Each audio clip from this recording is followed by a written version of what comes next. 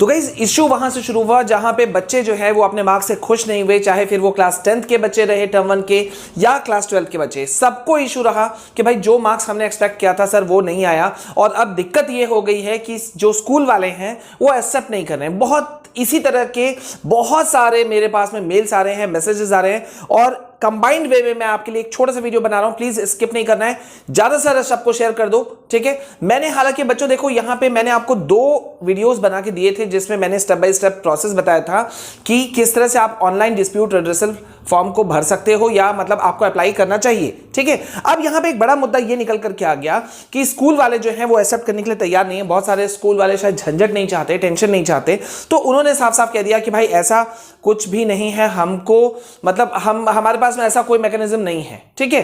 पहला बात मैं बता दूं बच्चों, क्लास 10th का जो टर्म 1 का रिजल्ट निकला उस दिन भी सीबीएसई ने एक सर्कुलर जारी किया था, ठीक है। I will show you that also. और क्लास 12th का जो निकला उसके बाद में रिजल्ट निकलने के बाद में परफॉर्मेंस करके एक पूरा का पूरा एक सर्कुलर निकला लंबा चौड़ा 16-17 पॉइंट का। उसमें भी सीबीएसई ने कहा कि भाई ऑनलाइन डिस्प्यूट रिड्रेसल मैकेनिज्म है और उसमें अप्लाई हो सकता है, यानी कि यहां तक कि डेट्स भी फाइनलाइज कर दिया गया। मैं आपको दिखाता हूं डायरेक्ट, तब आप ज्यादा अच्छा रहेगा, ठीक है। तो यहां पे जब हम आते हैं सीबीएसई की वेबसाइट पे तो डायरेक्ट मैं आपको यहां दिखाता हूं, ये देखो, ये देखिए, देखो ये जो है ये 12 मार्च को निकला, ठीक है। 12 मार्च को निकल करके आया ये वाला, 12 मार्च को क्लास 10th के लिए निकला, ठीक है।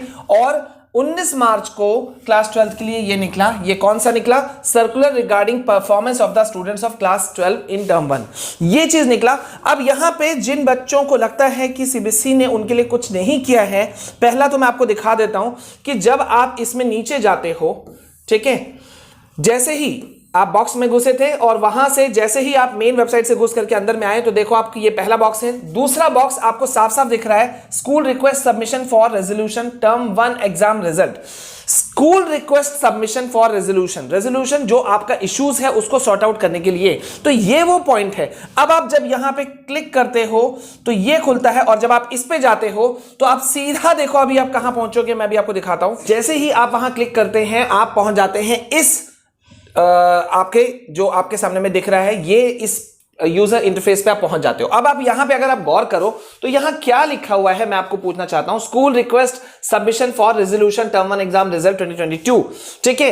Continue as school continue as RO/JS, ठीक है। अब आप यहां देख सकते हो स्कूल के रिक्वेस्ट के लिए यहां पे ये पूरा पोर्शन बना हुआ है जिसमें कि आप जैसे ही स्कूल वाले जो आप एप्लीकेशन सबमिट करोगे ना, जैसे ही वो यहां क्लिक करेंगे तो स्कूल लॉगिन आ जाएगा। जो यूजर नेम उनके पास में है वो उसके थ्रू से अप्लाई कर सकते हैं। यूजर नेम, पासवर्ड डालेंगे, कैप्चर डालेंगे और लॉगिन करेंगे, वो घुस जाएंगे और आपके इशू को वो वहां पे सबमिट कर सकते हैं। अब यहां पे एक बड़ा सवाल उठता है कि भाई जेन्युइन सी बात है कि आखिरकार स्कूलों को दिक्कत क्या है ये सब चीजों को लेने में, ये एक बहुत बड़ा सा बात है। जब सीबीएसई खुद कह रही है कि भाई हमें कोई ऑब्जेक्शन नहीं है तो स्कूलों को तो और ऑब्जेक्शन नहीं होना चाहिए था मेरे ख्याल से। अगर आप यहां पर, मैं अभी क्लास 12th का मैं अभी आपको खोल के दिखा रहा हूं मैं, ठीक है। अगर अभी आप सीबीएसई का देखोगे उनका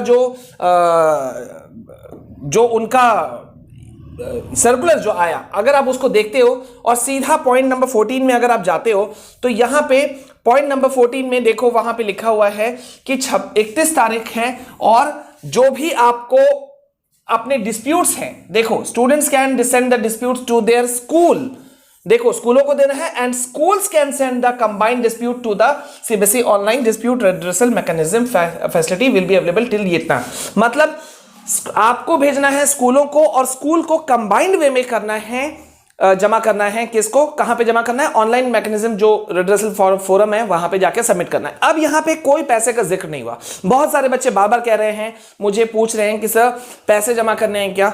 कोई पैसा जमा नहीं करना है। अच्छा, एक बहुत बड़ा क्वेश्चन मैंने और एक बच्चों का यह भी देखा कि सर अगर हम कॉपी रीचेकिंग के लिए जाते हैं तो मार्क्स कटेंगे क्या? बच्चों, सीबीएसई ने ऐसा कहीं भी नहीं कहा और इस वाले में नेगेटिविटी का सवाल ही नहीं उठता। आप ओएमआर शीट पे थे, आपने जो भी आंसर सेलेक्ट किया था, ऑप्शंस वाले में यही एक पॉइंट फायदा होता है ना, ABCD 4 ऑप्शन है, आपने किसी एक को चुना तो आपका या तो सही है या तो गलत है। अब आप कॉन्फिडेंट हो कि यार मैंने, मान लेते हैं 40 में से 38 मेरा कंफर्म था ठीक है। अब 38 तो मेरे मार्क्स आने चाहिए ना, क्योंकि मुझे मालूम था, मैंने क्वेश्चन नंबर 1 का बी लगाया, सी लगाया, डी लगाया, वो सारा टिक तो मैंने कॉपी में कर रखा था क्वेश्चन पेपर में।